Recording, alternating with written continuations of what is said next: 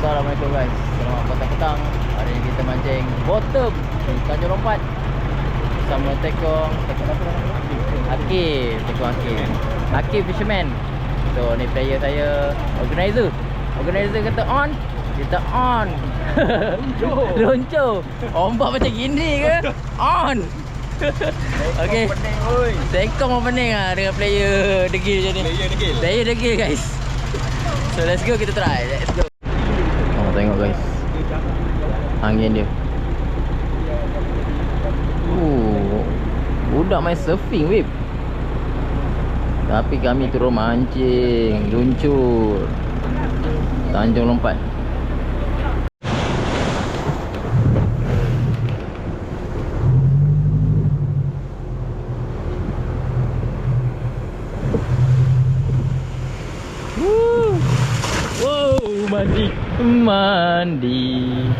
Mandi awal-awal mandi.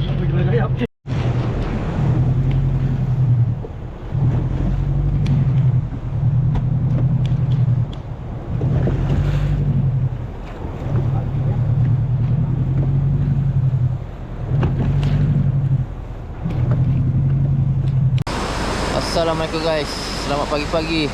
So kita dah habis mancing. Memang gila lah.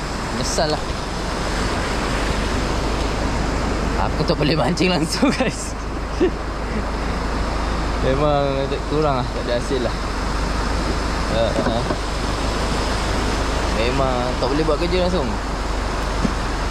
Dapat jahan dia adalah beberapa ekor. Okey, sekarang kita nak balik. So lain kali jangan degil macam kami, okey? Mantap.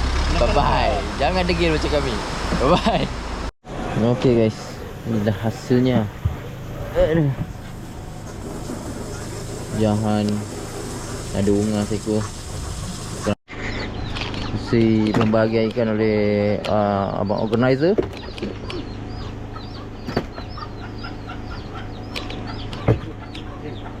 Baik, tajam-tajam. Duri otek nama dia. Duri otek. Mayong namanya. Mayong dan duri otek.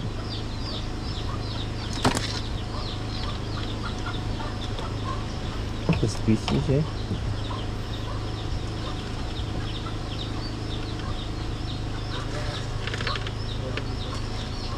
Makanan nak. Oh, semua masing-masing bawa makanan dia tengah nak dulu. Kenapa? Banyak makanan ni datang sini. Punya ayam. Semua ada makanan dalam mulut. Mana lagi, Mak? Sini. Anak ayam kecil-kecil. Bot member pedal. Bunuh sama dia sendiri.